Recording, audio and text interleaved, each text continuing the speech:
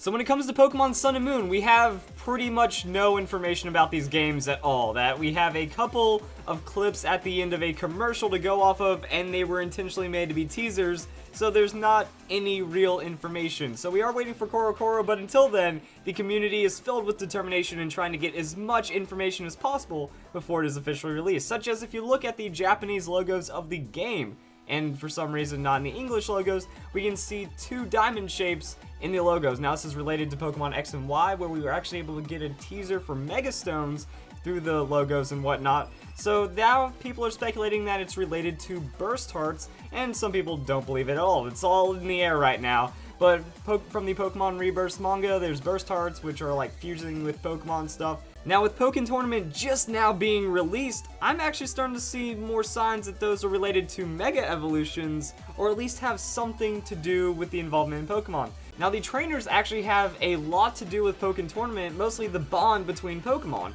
and that's what Game Freak has been going after, it seems like, with the last generation or so. You know, Mega Evolution is all about the unbreakable bond between you and your Pokemon unlocking their strengths. Well, Pokken Tournament is actually no different. There's even Mega Evolution in Pokken Tournament, but it's really stressed that you and your Pokemon need to be on the same wavelength. There needs to be a very strong bond there, because it's not just a fighting game about Pokemon. Well, it is, but the reason why the Pokemon are so responsive is because you as a trainer are so connected with your Pokemon. And then I get a tweet from a fan that played through the game, and something suspicious happened. So what do you think that looks like, guys?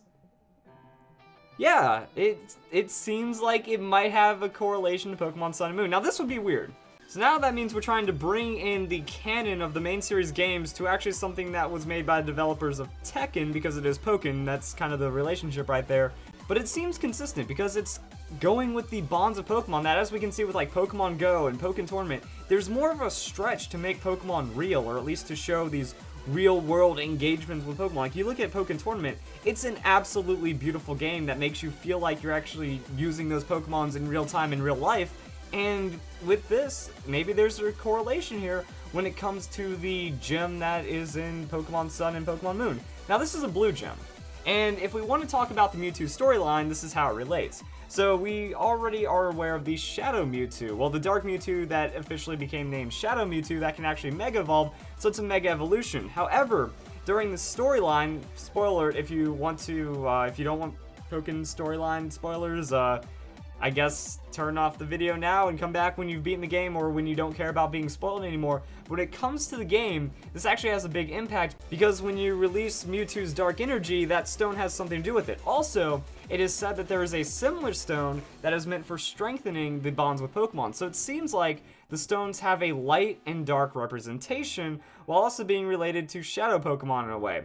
So we got to see with XD Gale of Darkness, Shadow Pokemon is already its own thing. Now, if it's related to Shadow Mewtwo, is kind of the stretch here. Now, it's also really weird with Shadow Pokemon, because with Shadow Mewtwo and Shadow Lugia, we get to see that there's form changes, that these Pokemon are different depending if they're Shadow or not, but at the same time, inside the game, a Shadow Pokemon just kind of has a blobby, shadowy aura about it. But this also seems similar to the Pokemon cards with light and dark forms of the Pokemon from the Pokemon cards. I know, now we're just stretching from years back into all kinds of Pokemon right here, that we're going from the Pokken Tournament game to the TCG from like over 10 years ago. I know it's kind of crazy, but if you think about it, it's not too different, because Shadow Pokemon, like the light and dark forms of the Pokemon, they don't change. They don't become too different. That's when we go back to Pokemon Sun and Moon, because the Pokemon Sun and Moon logos actually kind of contradict each other when you think about it. When you think about Moon, you think about darkness, and when we see this blue pendant that's actually releasing Shadow Mewtwo's energy,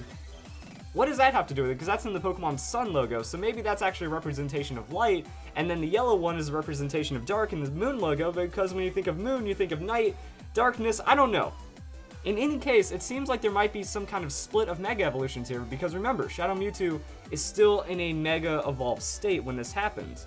Now, I'm wondering if this is actually going to be related to Pokemon Sun and Moon, that there's actually going to be a split path in Mega Evolutions. Now, maybe it doesn't even like change how the Pokemon work. Maybe there's going to be like an anti-Mega Evolution, like a Dark Mega Evolution, that ends up working out like if your Pokemon have max frustration, or if you just have a different stylistic choice. It might not change the Mega forms, but it might change the way the Pokemon plays, or it just might be some kind of weird preference, or maybe these gyms mean absolutely nothing and they're there to kind of make us lose our mind. But it's interesting because we're starting to see these overlaps. Like, why does that from Pokken Tournament look so similar to the Pokemon Company trying to bring this all together? Like, it's even their catchphrase, bringing it all together for Pokemon Sun and Moon.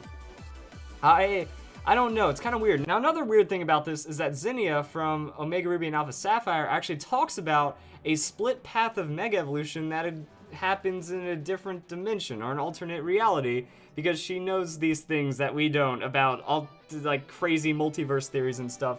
So it seems like Pokemon's starting to get a little out of hand with how far the lore can stretch, but in a world like that, it seems that this might be the split path of Mega Evolution, or maybe that there's actually an emphasis on like shadow energy and dark Pokemon and stuff right now, because it's always been there in the Pokemon games. There's always been some kind of undertone about official shadow kind of Pokemon in a way, but whether or not it comes into the main series or the main series games is yet to be seen.